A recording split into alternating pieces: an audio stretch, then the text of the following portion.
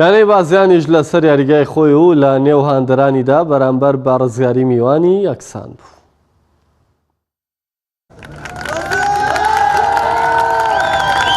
یاریەکانی هەفتەی سیانزەیەمی خولی پلەیەکی کوردستانە. بازیان لەسەر یاریگای خۆی میوانداری ڕزگاری کرد. بازیان دەیویست لە نێو هاندەرانی خۆیدا سێخاڵی یارێکە دەستەبەر بکات و درێژە بە ئەنجامە باشەکانی بدات.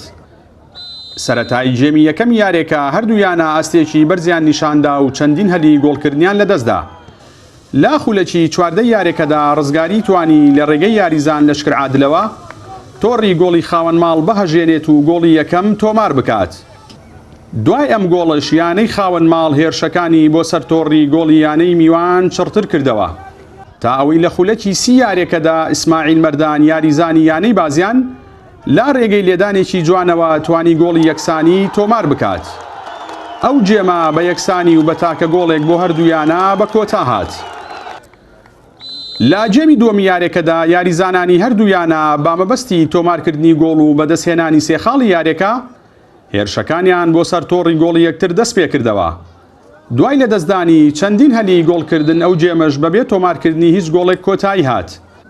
دوجار یارێکە بە ئەنجامی تاکە گۆڵێک بۆ هەردوویانە و بە یەکسانی کۆتایی پێهاتوو بازیان نەیتوانی لەسەر حسابی ڕزگاری میوانی سەرکەوتن تۆمار بکات و سێخاڵی یارێکە دەستەبەر بکات.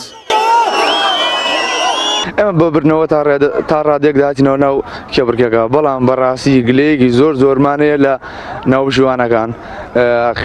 یاریەکەیان بە شێوازێک شکاند بەسەر یاریەکەیان شکان بە یاریزانەکانی ئێمە وایان کرد تیوی بازیان تەواو زەختی تەواوەتی بکەن. بەڕاستی 6 دقەی زافی خستووە، 5 دقەی زافی خستووە، شەوتی دووەم 9 دقەی یاری تەواو نەبوو. یعنی کارێکی کردووە عین زەختێک لەسەرمان دروست بووە تەنها بۆ ئەوەی یارەکە بازیان بیباتەوە. پێشنیا من ئەوەی هەست فرقەیەک دێت بۆ ساحەی بازیان ئێمە لە دەرەوە چۆن یاریکەن لە ژوور شەڕ وای یاریەکەین، چۆن لە ساحەی خۆمان یاریکەن لە دەرەوە یاریگاکان تریش دژی فەریقان هەر وای یاریکەن. هەست فەریقێک دێ بۆ ئێرە باوەڕتە بێ لەواجە 20 دقە ئەم فرقەیە یاری نەکردێ بەس خۆیان ناوت عەرزە.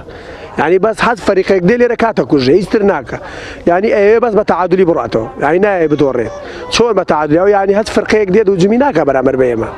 دائما دیفاعیەکەن، یعنی یاریەکە لە ئێمە شتێکە چێ باڕاتە بێ نەمانزانی چۆن فرقە یاری کردو. بەم ئەنجامە و لە ئێستادا بازیان خاوەنی 24 خاڵ و 17 گۆڵە. پلەی سێمی یانە پلەیەکەکانی کوردستانی گرتووە. یانەی ڕزگاریش خاوەنی 17 خاڵ و 13 گۆڵە. پلەی حەوتەمی یانە پلەیەکەکانی کوردستانی گرتووە. جەلال جەباری، کەناڵی ئاسمانی پەیام، ناحیەی بازیان،